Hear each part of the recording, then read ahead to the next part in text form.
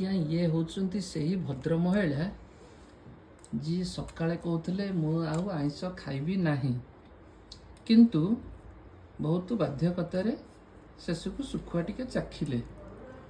ଆଉ ଏବେ ଦେଖନ୍ତୁ ସେ କ'ଣ ଖାଉଛନ୍ତି, ଏକ ଚିକେନ ରୋଲ। ମୁଁ ସପ୍ତାହ ହେଲା ଖାଉଥିଲି କି ଖାଉନଥିଲି, ତମେ ମତେ ବାଧ୍ୟ କରି ଖୁଆଇଲ, ଆଉ ଖାଇବି ଯଦି ଖାଇବି ଆଉ।